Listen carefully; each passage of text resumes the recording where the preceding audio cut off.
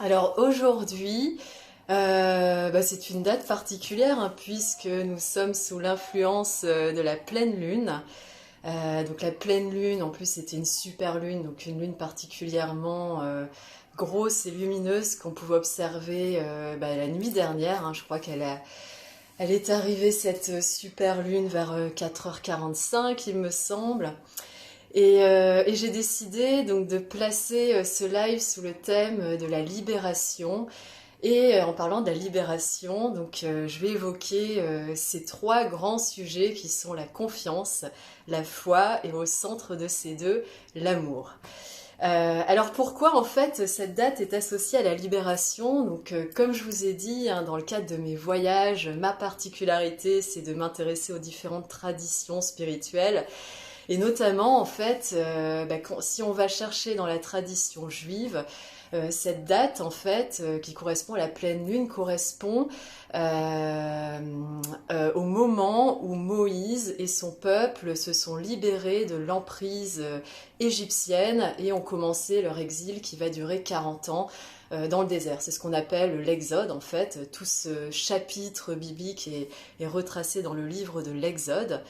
Et donc, en fait, symboliquement, il y a vraiment cette idée de se libérer de quelque chose qui nous entrave, de quelque chose qui nous opprime, et de trouver le courage, justement, malgré un certain confort, parce que, mine de rien, être tenu par des liens, ça peut aussi nous sembler confortable, et c'est pour ça que c'est d'autant plus difficile de se libérer, de partir et d'aller vers ce qu'on appelle la liberté, parce que la liberté c'est un vertige, la liberté, elle peut nous faire peur. Et d'ailleurs, il y a une citation d'un philosophe danois qui s'appelle Søren Kierkegaard, qui dit que l'angoisse, c'est le vertige de la liberté. Donc pour commencer sur ce thème de la libération, alors contrairement aux autres séances où on récitait un mantra, qui était un mantra de purification qui s'appelait Om A Ong, je voulais faire... Alors attendez, je regarde si vous m'entendez bien. Est-ce que vous m'entendez bien d'ailleurs?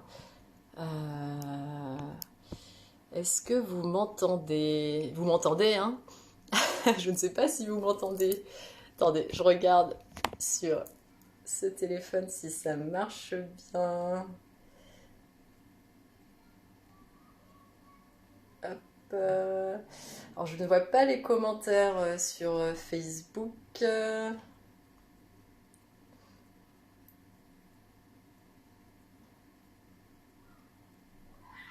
Bon, je sais pas pourquoi ça ne marche pas ici.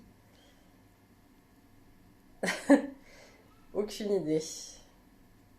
Bon, écoutez, je vais continuer, hein, je vais faire style... Alors au moins sur Instagram ça marche, j'espère que sur Facebook ça marche. Je peux pas voir vos commentaires, je suis désolée.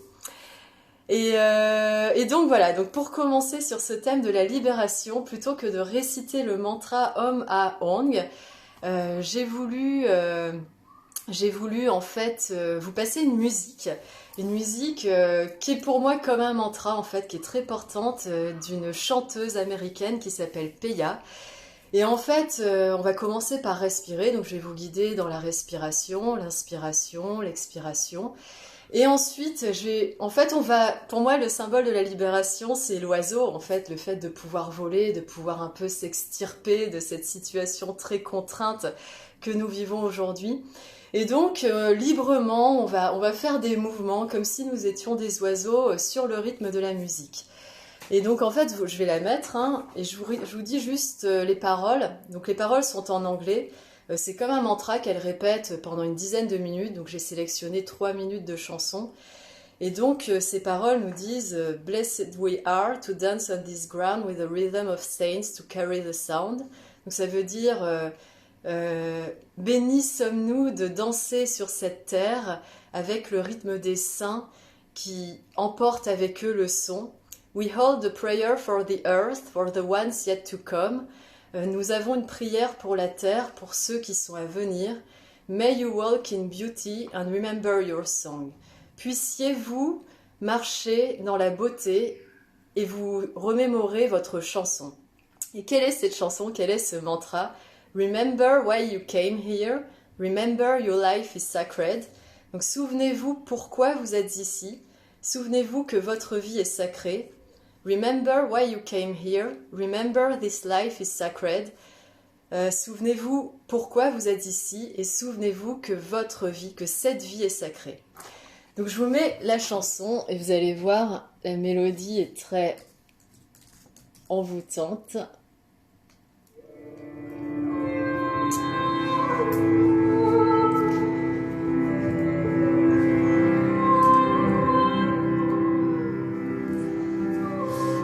Donc on va commencer par inspirer fort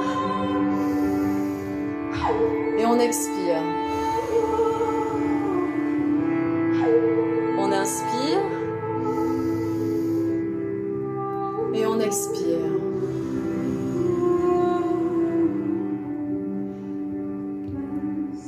Et donc là, elle commence son mantra Blessed we are. Donc je vous invite à bouger librement en étant vraiment ancré dans le sol, à sentir l'énergie de la liberté en vous.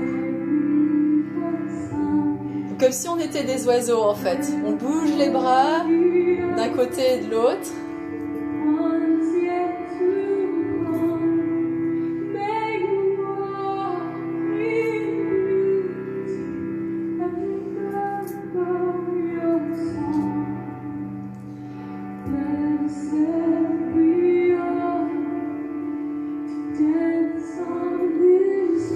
Et vous inspirez profondément toujours.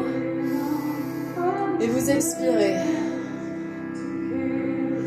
Et ressentez vraiment cette fluidité dans votre corps, dans la colonne vertébrale, dans votre cou, dans les épaules, dans les coudes, jusque dans le bout des doigts.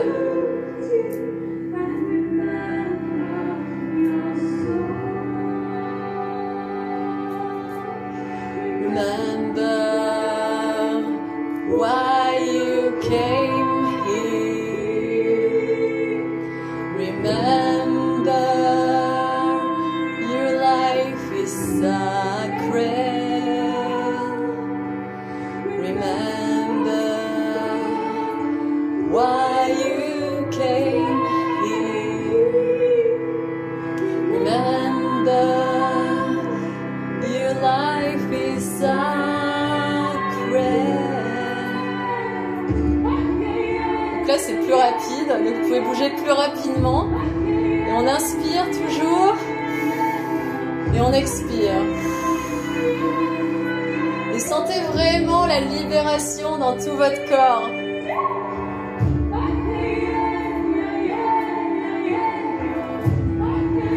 Même si vous avez mal aux épaules, sentez la libération. Et voilà. Ça, c'était pour l'instant. Hop. L'instant libération. J'espère que ça vous a plu. Alors, c'est dommage, je peux pas voir les commentaires de l'autre côté. Voilà. Bah, dites-moi au moins. Hop. Sur Instagram, est-ce que ça vous a plu? Voilà. Enfin, le mystère de la technologie. Alors. Est-ce que vous vous sentez bien? J'espère. Donc, comme la dernière fois, en fait, j'ai cette petite bougie en face de moi, symbole de la flamme, symbole de l'éphémère. Et donc aujourd'hui, je voulais vous parler de 3 grands sujets qui sont la confiance, la foi et au centre de ces 2 sujets, l'amour. Alors, pour répondre à une question, quel est le nom de la musique? C'est Peya. Peya, Blessed We Are. Alors avec le super accent français, Blessed We Are, donc Blessed We Are, nous sommes bénis. Et donc voilà cette séance sous le symbole de la libération, parce que voilà la première étape, justement quand on est tenu par nos peurs, et la première difficulté, j'en ai déjà beaucoup parlé avant, notamment lors du dernier live, avec mon amie Marie, on a parlé de ces blocages qui nous étaient transmis par notre famille, par nos parents, nos grands-parents. Et en fait, l'un des blocages aussi, au-delà de ce qui nous est transmis par la famille, et ça en fait partie aussi, c'est la peur. La peur, comment on fait pour se libérer de cette peur? Comment on trouve le courage en fait de se saisir, ce que j'avais dit la dernière fois, de ce premier bâton qui est la joie, de ce deuxième bâton qui est la foi, et d'avancer sur notre chemin.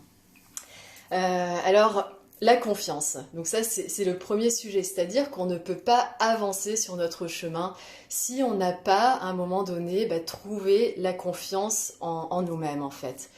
Donc la confiance, c'est pareil, c'est un sujet qui est très large, hein. Il y a différents types de confiance. Et quand ce que j'appelle la foi, au-delà du sentiment religieux, la foi, c'est une sorte de confiance universelle, en fait.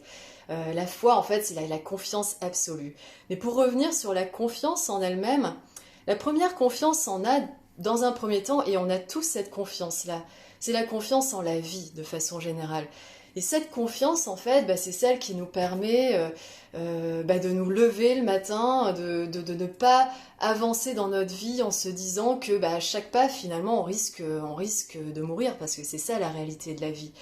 L'impermanence de la vie, c'est qu'au-delà de cette situation particulière du coronavirus, où la conscience de la mort nous est projetée, parce qu'on voit très bien que tout le monde peut tomber malade et tout le monde peut être gravement malade, peut être gravement atteint jusqu'à perdre la vie. Donc là, on a une conscience particulière de la mort, mais finalement, c'est à chaque instant de nos vies, la mort est là en fait, hein. Et ça, c'est vraiment s'il y a une seule certitude qu'on puisse avoir sur nos vies, c'est qu'un jour, voilà, on va nous également disparaître. Mais du coup, en fait, la première confiance qu'on a, c'est cette confiance naturelle en la vie qui fait que le matin, on se lève, on va sortir faire les courses, on va partir travailler. Donc là, je parle quand on est en situation normale. Et on a cette confiance naturelle. C'est la confiance qui fait qu'à un moment, on va partir en voyage et on n'est pas complètement obsédé par les risques. On sait que, oui, effectivement, on a conscience que des risques sont là, mais la confiance est plus forte et ce qui nous permet naturellement d'avancer et de ne pas rester figé et de rester complètement enfermé et de rester sur son canapé. Et donc ça, c'est le premier type de confiance. Le deuxième type de confiance qu'on a, c'est la confiance en soi. La confiance en nos capacités, la confiance en ce dont on est capable de réaliser, la confiance en nos forces, ce qui implique aussi la conscience de ses faiblesses en fait. C'est pas parce qu'on a confiance en nos forces qu'on n'est pas conscient de nos faiblesses, bien au contraire.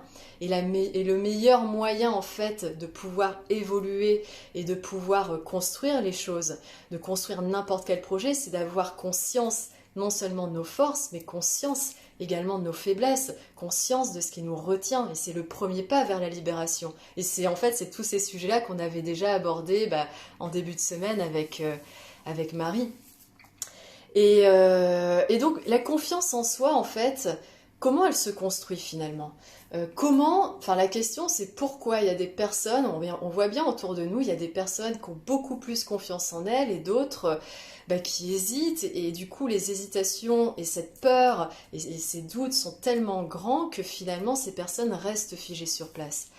Alors ça, c'est un grand sujet qui nous fait aborder la notion d'inné ou d'acquis. Est-ce que la confiance en soi, est-ce qu'on est avec? Est-ce qu'elle est innée? Ou est-ce qu'elle est acquise en fait? Ou est-ce qu'on peut l'acquérir? Alors en fait, j'avais étudié ce sujet quand j'avais écrit mon deuxième livre sur l'audace en fait. Ce deuxième livre qui s'appelle L'audace nous rendra libres. Et en me disant, finalement, mon but en fait, c'est de pouvoir vous inspirer à travers ce que je fais, à travers mon expérience de vie, à travers ce que j'apprends. Et en fait, donc en fait, je me suis dit, finalement, est-ce que je peux transmettre cette audace? Est-ce que moi qui ai osé faire des choses dans ma vie et qui veux inspirer les gens pour que vous aussi, vous puissiez vous mettre en mouvement dans votre propre vie. Déjà, est-ce que c'est possible? Est-ce que c'est possible d'inspirer les gens? Est-ce que c'est possible, en fait, que cette force que moi je porte, je puisse vous la transmettre? Et en fait, une fois encore, on a abordé le sujet avec Marie la dernière fois, et je m'étais penchée sur les écrits du psychiatre Boris Cyrulnik, donc qui a beaucoup étudié ce qu'on appelle la résilience. Mais en fait, il parlait aussi de cette confiance. Qu'est-ce qui fait qu'à un moment, on arrive à se mettre en mouvement? Et il avait pris l'exemple des enfants, en fait. Qu'est-ce qui fait qu'un enfant, il arrive à faire ses premiers pas? Donc physiquement, comment? Enfin, parce que la marche, vous imaginez, quand on a des petits-enfants, des enfants en bas âge, un enfant, avant d'être capable de marcher, il fait des milliers de chutes. Et malgré ça, l'enfant, le bébé, va se relever et il va continuer, il va faire un premier pas et un deuxième pas, et à chaque pas, il va gagner plus de confiance en lui, et ce qui fait qu'à un moment, il va marcher. Et donc Boris Cyrulnik a étudié en fait cette phase en fait qui fait pourquoi certains enfants marchent et pourquoi certains enfants malheureusement ne marchent pas. Et bien en fait, au départ il s'est posé la question, est-ce que c'est un phénomène d'imitation? Est-ce que c'est parce que l'enfant va imiter les autres, va imiter les parents qu'il a autour de lui ou les personnes qui vont l'élever? Et en fait non. C'est pas le simple phénomène d'imitation. En fait, ce qu'il y a au cœur de la confiance, c'est l'amour. C'est l'amour que les parents vont porter, vont pouvoir transmettre par des gestes, par des mots, par l'énergie, que les parents vont pouvoir transmettre à l'enfant. Et c'est cet amour, en fait, qui va donner le courage à l'enfant de se relever, de se dire je suis tombé mais c'est pas grave, et je continue à faire un pas et un autre pas jusqu'à pouvoir marcher seul. Et en fait, il a abouti à cette conclusion en étudiant justement des jeunes enfants qui étaient dans des orphelinats en Roumanie, qui avaient vécu des traumatismes extrêmement forts et qui, dans leurs premières années, n'avaient pas eu la chance d'avoir l'amour de parents, l'amour de personnes qui les entouraient. Et ces enfants, en fait, parce qu'ils n'avaient pas eu l'amour, et non pas parce qu'ils ne pouvaient pas voir des adultes marcher autour d'eux, parce qu'ils n'avaient pas eu l'amour, ils étaient incapables de marcher, en fait, tout simplement, parce qu'ils ne pouvaient pas acquérir cette confiance qui leur permettait de dépasser l'échec symbolisé par la chute, justement, quand ils apprennent à marcher. Et c'est pour ça qu'en fait, je dis que finalement, au cœur de la confiance et au cœur de la foi, qu'est-ce qui repose? C'est l'amour. Et l'amour, et c'est la citation que j'ai mise avant-hier, l'amour, en fait, c'est cette énergie, c'est ce feu intérieur qui va nous permettre de dépasser nos peurs, de dépasser nos angoisses pour nous mettre en mouvement. Et en fait, justement, par rapport à la confiance, hier j'ai regardé, enfin rien n'arrive par hasard, j'ai regardé un super film très inspirant qui s'appelle Invictus. Alors Invictus, c'est l'histoire de Mandela, donc Nelson Mandela en Afrique du Sud, qui après ses 27 années d'emprisonnement, donc est libéré et va être élu président. Et à un moment, il y a une très belle citation dans ce film où Mandela parle du pardon. Parce qu'en fait, donc il doit constituer son gouvernement et il doit souder la nation. Et en fait, dans ce film, il va utiliser finalement un des domaines les plus fédérateurs qui existent dans toutes les sociétés, c'est le sport. Et il va utiliser l'opportunité de la Coupe du Monde de rugby pour faire monter l'équipe nationale d'Afrique du Sud de rugby afin qu'ils puissent arriver jusqu'en finale de la Coupe du Monde, et en fait, dans l'histoire, ils vont gagner la Coupe du Monde de rugby. Et donc, à un moment, il y a une scène où justement Mandela veut inspirer le capitaine de l'équipe de rugby, et il lui parle du fait que la difficulté qu'il a aujourd'hui, c'est de pouvoir souder les blancs d'un côté et les noirs de l'autre, où il y avait vraiment ce clivage très fort en raison de l'apartheid. Et en fait, il lui parle du pardon. C'est que lui, malgré tout, il a été emprisonné 27 ans. Et malgré cela, il va vouloir souder, il va vouloir pardonner à ceux-mêmes qui l'ont emprisonné pour pouvoir souder et reconstruire, se tourner vers l'avenir. Donc en gros, oublier ce qui s'est passé par le passé pour pouvoir se tourner vers l'avenir. Et donc sur le pardon, il dit quelque chose de très beau. Donc Mandela dit « Le pardon libère l'âme, il débarrasse de la peur ». Et donc là, le pardon, en fait, c'est très beau. Et une fois encore, on parlait des traumatismes, des blocages, de ce qui nous était transmis de pesant par rapport à nos parents, par rapport à notre famille, des traumatismes qu'on peut vivre dans cette vie. Et moi, pour revenir à mon expérience, si je prends l'expérience de l'agression où j'ai failli perdre la vie en Turquie, à un moment, qu'est-ce qui a fait que j'ai pu regagner confiance en moi? Qu'est-ce qui a fait qu'à un moment, j'ai pu repartir en voyage sans me dire je vais me faire agresser de nouveau? eh bien, il y a déjà eu ce pardon. Comme le dit de façon très juste Mandela, le pardon libère l'âme, il débarrasse de la peur. Et ce pardon, à quoi il nous mène de nouveau? Ce pardon, il nous mène à l'amour. Et c'est pas d'abord l'amour des autres, c'est l'amour de soi. Et la confiance en soi, pour revenir à ce sujet de la confiance, pour le lier à cet autre sujet qui est l'amour, la confiance en soi, c'est d'abord savoir se pardonner, savoir pardonner ses erreurs, savoir pardonner le fait que, évidemment, personne n'est parfait, le fait qu'on a des failles, qu'on ait des peurs, qu'on ait des doutes, des angoisses, et s'accepter. Et s'accepter, en fait, c'est la plus belle preuve d'amour qu'on puisse avoir envers nous-mêmes. Et à partir de là, effectivement, alors bien sûr, comme j'ai dit tout à l'heure, il y a cet amour qui nous a été projeté par notre entourage, qui va devenir une force quand on va grandir, une force quand on va vouloir monter ensuite nos projets en tant qu'adulte. Mais cet amour, malheureusement, on ne peut pas l'avoir toujours eu, puisque malheureusement, peut-être que nos parents, nos grands-parents ont été maladroits. Mais cet amour, on doit le construire, si on ne l'a pas eu naturellement, on doit le construire de soi envers soi. Apprendre à se pardonner, apprendre à s'aimer, et à partir de là, on va construire la confiance qu'on a en nous-mêmes. Et en fait, c'est de là d'où provient la confiance. C'est la confiance, cette confiance, en fait, elle provient de l'amour qu'on peut avoir par rapport à nous-mêmes, quoi. Et ça, c'est un gros travail. Et c'est pour ça que tout à l'heure, je vais terminer par une méditation sur le thème de l'amour. Et pour parler de la foi, justement, la foi... Alors, je vais vous lire un passage de mon livre. Alors, en fait, c'est le dernier livre que j'ai écrit, qui s'appelle Le chemin des anges, qui retrace mon expérience d'Israël. Et en Israël, je me suis beaucoup posé la question de la foi, en fait. Qu'est-ce qu'était la foi? Qu'est-ce qui me reliait à l'âme? Ça a été vraiment ma question en Israël, parce que je sentais qu'il y avait quelque chose de plus que le corps et le mental, de plus que le corps et l'esprit qui s'éveillait en moi au contact de cette terre. Et c'est à partir de là où j'ai commencé à faire des recherches sur l'âme, sur la foi, et finalement, tout ce que je pouvais trouver était très abstrait. Mais finalement, la foi, en fait, c'est pareil, c'est un feu intérieur. Et en fait, je l'ai défini comme ça, puisque j'ai beaucoup réfléchi sur ce thème, je vous lis le passage que j'ai écrit sur la foi. Et en fait, c'est dans le désert que cette révélation m'est apparue sur la foi, parce qu'en fait, c'est la foi qui m'a permis de continuer malgré les douleurs, malgré la fatigue, malgré les doutes que j'avais.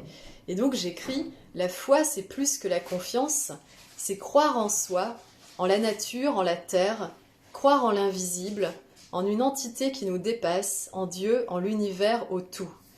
C'est croire que quelque chose nous guide, un quelque chose d'extérieur qui se ressent de l'intérieur.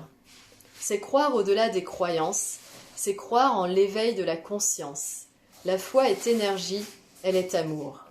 Elle me nourrit de son feu, s'infiltre dans mes mains, mes bras, mes jambes. Elle anime mon cœur. D'un coup, mon corps ressuscite. Et donc là, je dis que mon corps ressuscite parce que j'étais extrêmement fatiguée. Et tout d'un coup, cette certitude qu'il y avait quelque chose de plus grand. Alors une fois encore, on peut l'appeler comme on veut, on peut l'appeler Dieu, on peut l'appeler l'univers, on peut l'appeler la conscience supérieure, la conscience universelle. Mais j'avais cette certitude que quelque chose de plus grand que moi me guidait. Et ça, en fait, non seulement ça me donnait la confiance de continuer, mais ça m'a donné la foi. Et de cette foi a jailli la force de poursuivre. Et cette force, en fait, comme je le dis dans ce passage, c'est pas quelque chose qui vient de l'extérieur, c'est pas quelque chose tout d'un coup une vision ou quelque chose que je pourrais entendre, c'est quelque chose qui se ressent de l'intérieur. Et en fait, donc la foi, c'est vraiment cette sorte de confiance universelle, cette sorte de confiance inconditionnelle, de la même façon qu'on parle de l'amour inconditionnel en fait. C'est la même chose, c'est quelque chose qu'on a, mais qui dépasse le visible en fait, et qui nous permet d'accéder au monde de l'invisible. Et en fait, on parle de parents, on parle de grands-parents, donc là c'est pour le côté terrestre de cette vie, mais il faut penser aussi à toutes ces énergies qui nous guident. Alors si on va vers le chamanisme, ça peut être l'énergie de la nature par exemple, Parce que par exemple, quand moi j'étais, donc mon dernier voyage dans la cordillère des Andes, j'ai vécu des moments extrêmement difficiles, extrêmement compliqués physiquement, mais également intérieurement par rapport au traumatisme que j'avais vécu. Et en fait, à un moment, je me suis remis aux forces de la nature. J'étais en pleine forêt. La forêt était tellement dense que même mon GPS ne fonctionnait presque pas. Et ce qui m'a permis, en fait, à un moment, j'étais complètement dans les bambous. Enfin, ça, c'était ma journée la plus compliquée. Qu'est-ce qui m'a permis, en fait, de me pousser, de me dépasser, en fait, d'aller jusqu'au bout de moi-même? Et bien en fait, c'est cette fois qu'il y avait quelque chose d'autre qui me guidait, quelque chose d'autre qui me portait. Et notamment là, je me suis connectée à l'énergie des arbres, à l'énergie de la forêt, à l'énergie de la terre. Et en fait, quand je parle de ce quelque chose d'invisible qui peut nous guider, et c'est de là d'où provient cette foi, en fait, c'est ça, c'est l'énergie de la nature. Et après, derrière, on peut développer, hein, ça peut être l'énergie des anges, l'énergie d'une personne, par exemple, qu'on a perdue, mais on sent la présence de cette personne qui n'est certes plus là sur cette terre, mais voilà, on va la sentir parce que tout simplement, on y pense ou elle nous apparaît. Ça peut être donc l'énergie des guides, ça peut être l'énergie de Dieu, de la conscience supérieure, l'énergie de l'univers. Après, qu'importe les mots que vous allez déposer là-dessus, mais voilà, cette énergie, elle est là. Et une fois encore, elle vient pas de l'extérieur. Alors, elle vient de l'extérieur, mais elle va se ressentir de l'intérieur. Et c'est ça la magie de la confiance, c'est ça la magie de la foi, et c'est ça la magie de l'amour. L'amour, comment il émerge, comment on le ressent, eh ben elle est très belle cette image du feu parce que justement c'est un feu intérieur qui va se ressentir dans les tripes et qui tout d'un coup va nous permettre de nous animer au sens propre et au sens figuré. Et c'est à partir de là, quand je vous disais que je me posais beaucoup de questions sur l'âme, eh ben c'est à partir de là qu'on se rend compte que, bien sûr, on a un corps et un mental, mais le corps, en fait, est juste le messager et le récepteur qui va nous permettre d'accéder à quelque chose de plus fort.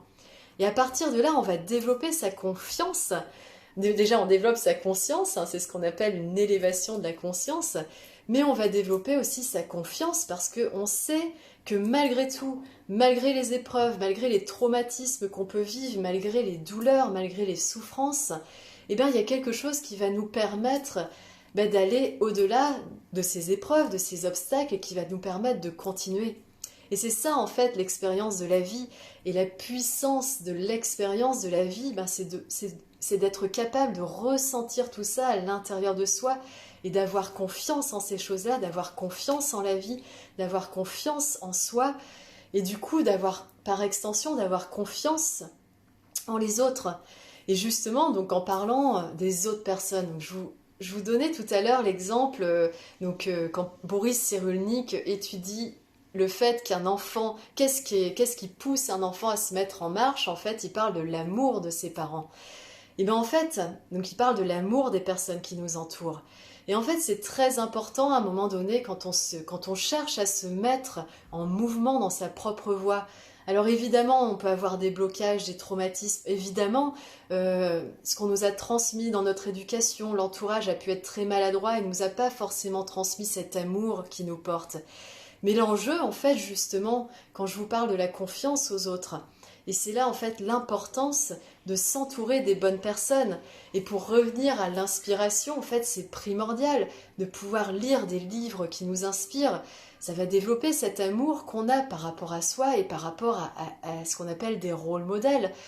S'entourer de personnes en qui on a confiance, des personnes qu'on aime et on sent que ces personnes-là ont de la bienveillance envers nous. Pour moi, c'est la première qualité de mes amis, la première qualité de mes proches. Certes, l'amour qu'ils me portent, mais surtout la bienveillance qu'ils ont envers moi, envers mes décisions, quelles qu'elles soient. Et donc, comment développer cette confiance comment développer cette confiance qu'on a par rapport à soi? Eh bien, l'important, c'est de s'entourer des personnes qui nous comprennent, de personnes qui ont de la bienveillance envers nous et d'échanger avec elles, de leur faire part de nos doutes, de leur faire part de nos peurs, mais aussi de leur faire part de nos envies, de leur faire part de ce qui nous anime dans cette vie, parce que c'est hyper important, ce feu qui est là, comme cette bougie que j'ai allumée devant moi. Je veux dire, il faut qu'on se la transmette pour qu'elle puisse perdurer, quoi. Je veux dire, cette flamme, elle ne jaillit pas de nulle part. C'est moi qui ai pris une allumette ou un briquet, qui l'ai allumée, et moi-même, de nouveau, je peux la transmettre. Et en fait, il faut pouvoir faire en sorte de la transmettre aux bonnes personnes qui vont pouvoir la recevoir et la transmettre à leur tour, et de façon réciproque, pouvoir s'entourer de personnes qui, elles, à leur tour, vont pouvoir nous transmettre leur lumière pour que la nôtre puisse continuer d'être alimentée. Donc voilà cette histoire de confiance. Je regarde l'heure. Cette histoire de confiance, cette histoire de foi, qui est cette confiance en des choses, cette confiance inconditionnelle en la vie, la confiance en l'amour et la confiance en des choses invisibles qui nous entourent. Et en fait, travailler cette confiance, elle est essentielle justement pour nous dégager de nos peurs et pour pouvoir nous libérer, quelles que soient nos entraves, quelles que soient nos emprises. Parce que, évidemment, je reçois encore beaucoup de messages de personnes qui se posent des questions sur le choix de leur voie.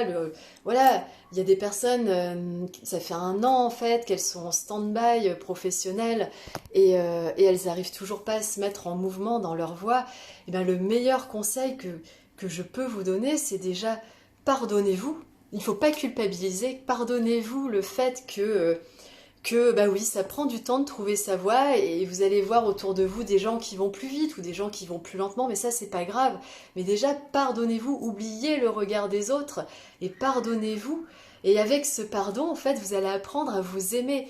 Aimez-vous avec vos faiblesses, aimez-vous avec vos vulnérabilités, et de là va jaillir l'amour que vous allez avoir pour vous-même et du coup la confiance. Et entourez-vous. Entourez-vous de personnes qui vous inspirent, lisez des livres qui vous inspirent, regardez des films qui vous inspirent, comme moi hier, là je regardais ce film Invictus sur Nelson Mandela, qui a passé 27 ans de sa vie en prison. Enfin, je veux dire, c'est complètement fou.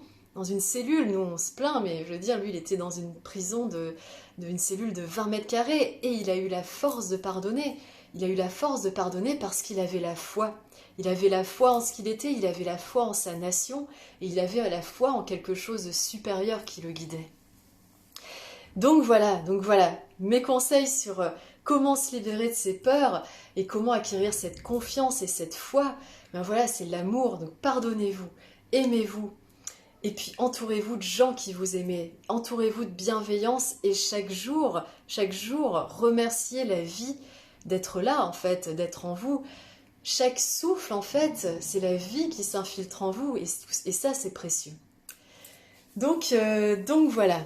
Voilà, alors je regarde un peu vos questions. Alors, je suis incapable de voir les commentaires, malheureusement, sur Facebook. Alors, je peux peut-être prendre l'ordinateur 2 minutes. Mais les questions déjà ici. Alors, qu'est-ce que j'ai comme question ?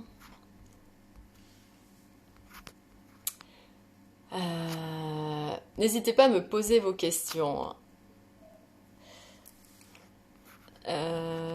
Et oui, toujours le stand-by, mais là on travaille bien. Je suis heureuse que vous puissiez travailler en ma compagnie. Alors Daphné qui me dit oui, c'est pour ça que j'avais ressenti comme une injonction de te rencontrer à l'époque. Merci beaucoup Daphné. Alors 2 minutes, là je suis sur l'ordinateur pour pouvoir me connecter sur Facebook et voir vos commentaires.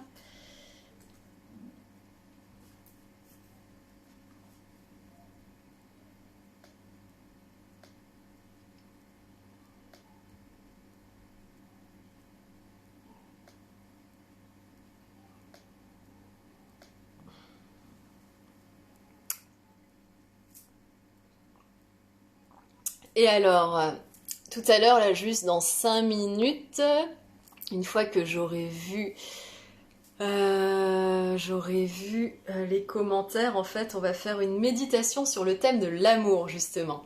Travailler l'amour sur soi, ce qu'on appelle une méditation d'amour et de compassion. Mais alors pour ceux qui sont sur Facebook, voilà, je vois vos commentaires, ça y est, vive la technologie, 2 téléphones, un ordinateur. Merci beaucoup pour ce passage du chemin des anges. Alors Véronique qui dit lire La gratitude qui guérit. Ah, un conseil de lecture, donc La gratitude qui guérit de Christine Angelard. Merci Véronique. Alors Marie qui nous dit la confiance en soi c'est primordial, mais malgré les choses mises en place, le chemin est long. Comment l'écourter? Déjà il faut pas, comme j'ai dit tout à l'heure, il faut pas culpabiliser parce que le chemin est long.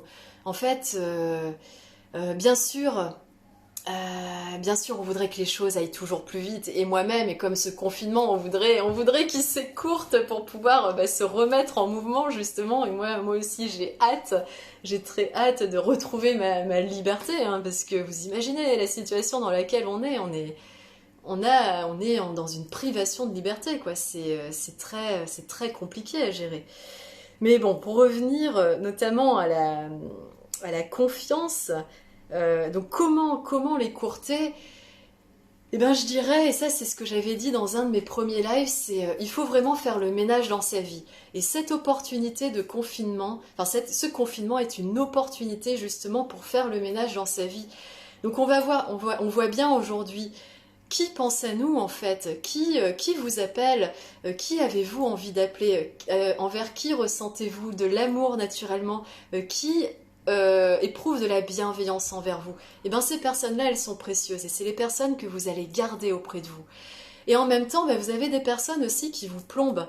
Et ça justement, c'est des liens que vous devez soit assainir en ayant une communication avec eux, enfin un dialogue, une discussion avec eux. Il ne s'agit pas non plus de couper court à tout ce qui nous plombe, mais des fois oui, des fois effectivement il faut savoir couper les liens. Et moi c'est ce que j'ai fait notamment quand j'ai changé de vie il y a maintenant 10 ans.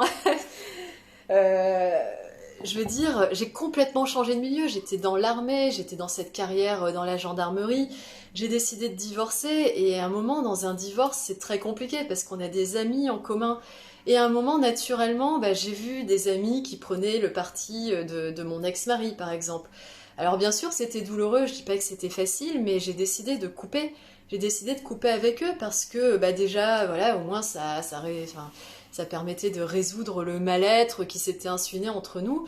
Et puis en plus, j'ai senti que ces relations me plombaient, mais me plombaient vraiment lourdement et m'empêchaient de me libérer, justement. Et donc, comment écourter le chemin? Déjà, assainir la situation autour de vous par rapport aux relations, s'entourer vraiment des personnes bienveillantes, et par rapport aussi à nos activités. Vous savez, la dernière fois, je vous parlais de ce livre, Dialogue avec l'ange. Il y a une petite citation, d'ailleurs, que j'ai mis en exergue de mon livre, Le chemin des anges, qui dit marche sur ton propre chemin, tout le reste est égarement.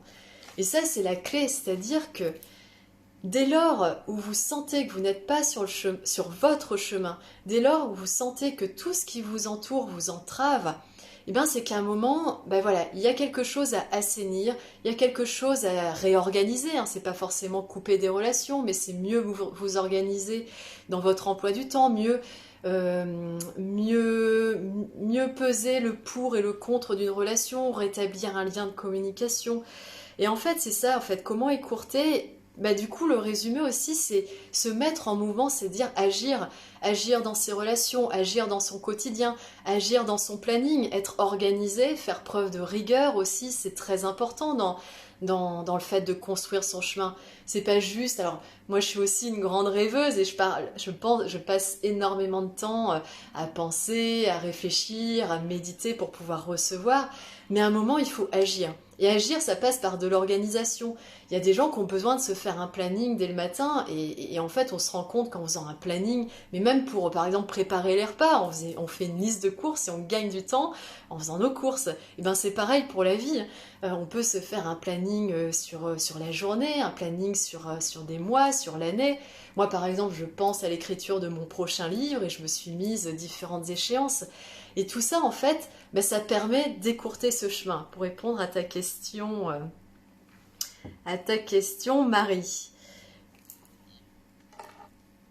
Oui, et comme dit Daphné, savoir couper avec les activités chronophages qui ne mènent en fait à rien, c'est très important. Parce qu'en fait, ça nous égare et puis tout simplement, ça nous fait perdre du temps. Et mine de rien, même s'il ne faut pas culpabiliser parce que ça prend du temps, et ça c'est très important, il faut savoir prendre le temps. Je veux dire, moi quand j'ai été victime de mon agression, une fois encore, c'était un traumatisme. C'est pas en un claquement de doigts que j'allais m'en remettre, hein. Ça m'a pris du temps et j'ai accepté de prendre ce temps. Mais à un moment donné, voilà, il faut savoir faire de l'espace dans sa vie, donc ça passe de l'espace dans ses relations, de l'espace dans son organisation, pour pouvoir aller à l'essentiel et construire son chemin et faire ce travail intérieur, ce travail d'amour, ce travail de confiance et ce travail de foi. Alors, je lis vos autres commentaires. Écouter sa petite voix et vivre ce qu'elle nous souffle à l'oreille est important. Oui, ça, donc Bertrand qui nous parle finalement de l'intuition, la voix intérieure, c'est essentiel. Et ça, en fait, quand je parle d'amour, du feu, de cette petite flamme, en fait, ça en fait partie.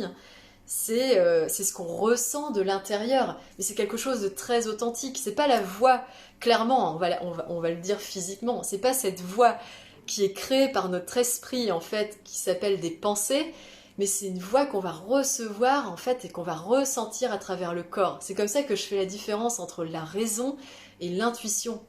L'intuition, en fait, on la ressent dans son corps, en fait. Et après, en fait, bien sûr, on va l'interpréter par l'esprit, mais tout d'abord, en fait, c'est une voix du corps, une voix du cœur, et ça se passe dans les tripes. Et c'est ça, on va dire, la première, la subtile nuance entre la raison et l'intuition, entre ces différents voix, en fait. Et comme le disait Marie, le disait Marie donc avant-hier, et un sage en Alaska me disait ça, hein, l'esprit peut vous trahir, mais votre corps ne vous trahit pas. Donc écoutez votre corps. Le corps ne ment pas, et ça c'est essentiel.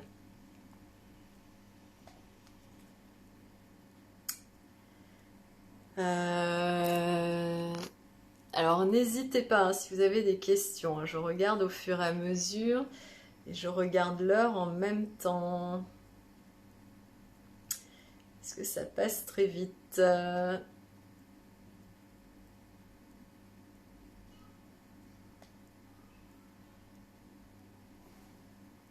Je peux pas voir tous les commentaires malheureusement.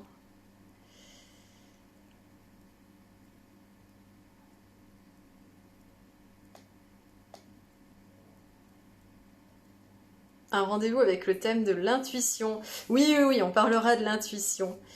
Malheureusement, je peux pas voir les commentaires. Je suis désolée, là, la technique est pas au point. Les commentaires...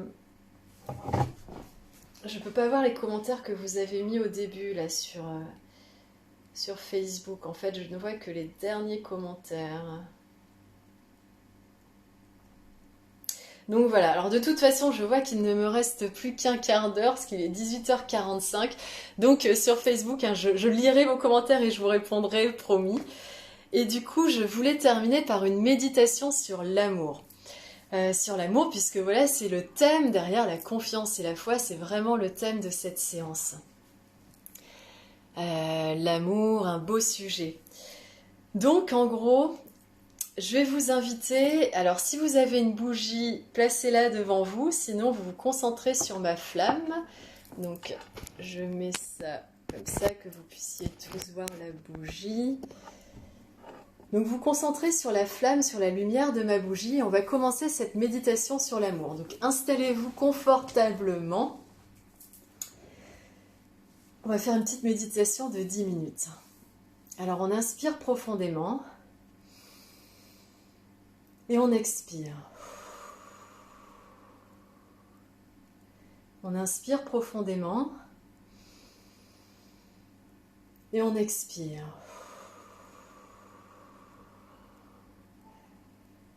Et vous allez regarder la flamme, vous concentrer sur la lumière de la bougie. Sur la flamme qui vacille et qui danse. Et toujours en inspirant profondément. Et en expirant. Et quand vous êtes prêt, vous allez fermer les yeux et vous allez vous concentrer sur votre respiration. Donc on inspire profondément et on expire.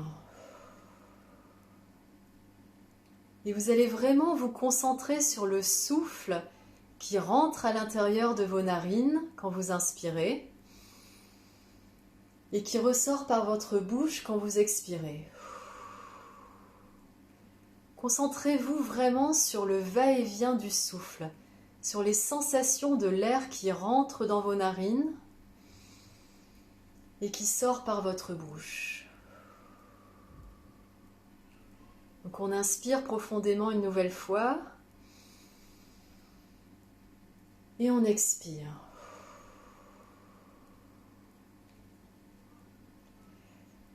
Et maintenant, vous allez orienter votre esprit sur votre ventre. Vous sentez ce qui se passe dans votre ventre. Tout en inspirant profondément. Vous inspirez par le ventre en fait. Vous sentez votre ventre se gonfler. Et vous expirez et vous sentez votre ventre se dégonfler. Inspirez vraiment par le ventre et vous laissez les épaules en place. Et vous respirez par le ventre, vous sentez votre ventre se gonfler. Et vous expirez, vous sentez le ventre se dégonfler. Une fois encore, on inspire et on sent notre ventre se gonfler. Et on expire et le ventre se dégonfle.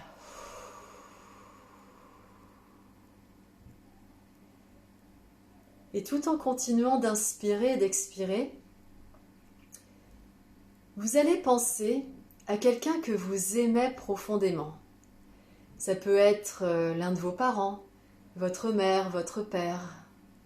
Ça peut être un de vos grands-parents, une grand-mère, un grand-père. Ça peut être vos enfants, votre fille, votre fils. Ça peut être aussi un animal. Ça peut être un paysage que vous aimez.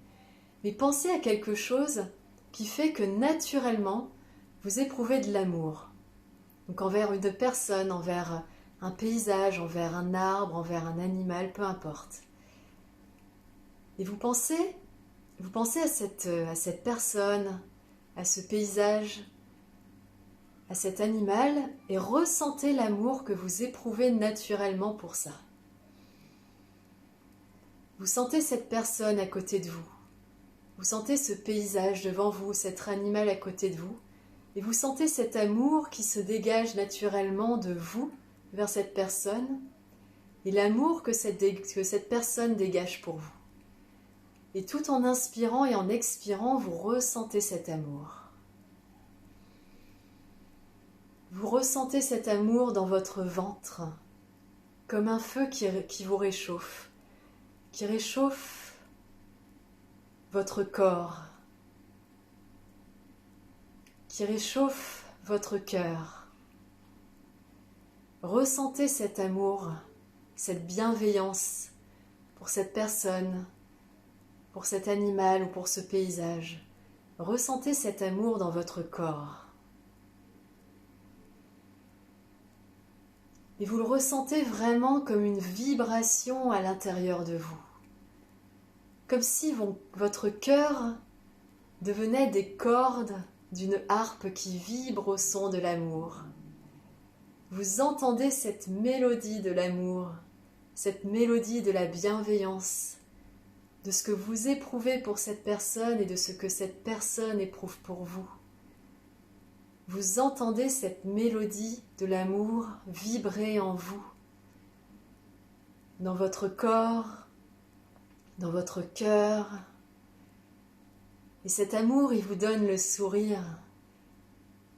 Et vous sentez votre bouche s'étendre de chaque côté de votre visage. Et cet amour, il se transforme en une grande lumière que vous visualisez devant vous.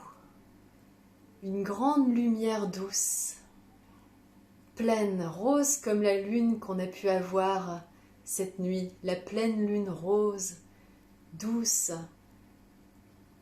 Cette pleine lune qui nous envoie cette force de nous libérer, cet amour.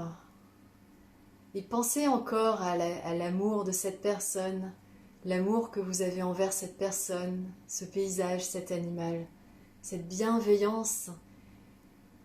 Et cette lumière qui se matérialise devant vous, que vous pouvez visualiser, cette lumière, c'est comme un feu intérieur, c'est cet amour en fait que vous matérialisez en forme de lumière. Et cette lumière, elle va finir par vous envelopper. Vous sentez que vous êtes dans cette lumière, que cette lumière, elle est tout autour de vous. Et cette lumière, c'est une douce chaleur, comme une caresse que vous allez ressentir contre votre peau.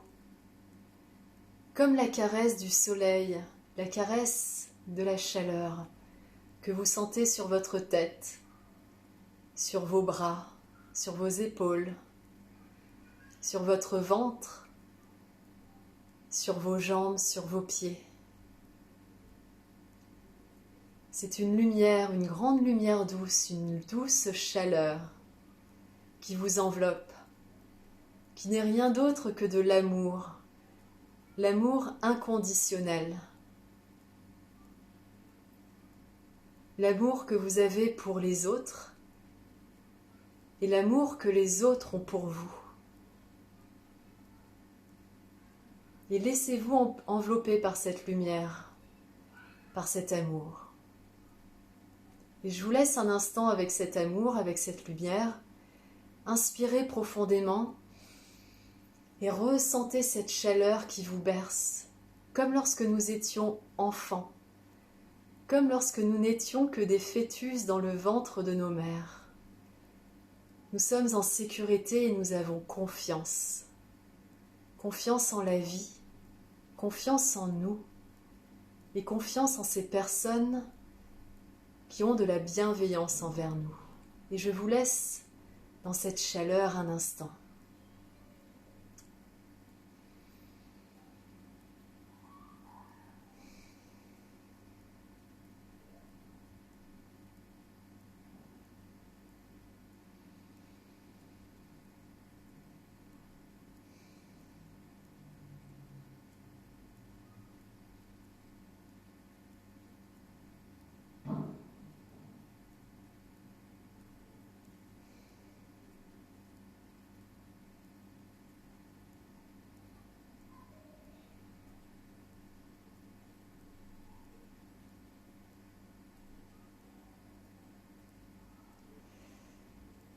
Donc voilà, quand vous êtes prêts, je vous laisse ouvrir les yeux doucement, revenir à la réalité. Donc voilà, nous sommes là, ensemble. Donc pensez à cet amour, allez chercher cet amour en vous. Entourez-vous des personnes qui ont de la bienveillance envers vous. Et voilà, donc, plein d'amour à vous. Si vous avez des questions, comme d'habitude, j'y répondrai avec grand plaisir. J'espère que voilà, les soucis techniques ne nous ont pas trop coupés dans cette connexion, dans cette belle séance sur l'amour, sur la confiance, sur la foi. Ayez foi en la vie, ayez foi en ce qui nous entoure en fait, c'est très important que surtout dans cette situation de contrainte, voilà. On va y arriver, on va construire ensemble. Et ayons foi en nous, je suis là pour vous et je sais que vous êtes là pour moi. Et sachez que j'espère que je vous fais du bien à travers ces séances. Mais sachez que vous aussi, à travers votre présence, à travers vos commentaires, à travers vos messages, vous me faites énormément de bien. Et ça, c'est précieux en fait. Et plus on donne, plus on reçoit. Et plus on reçoit, plus on a envie de donner. Et finalement, c'est ça l'amour. Merci à vous, je vous embrasse très fort. À très bientôt les chéris. Ciao.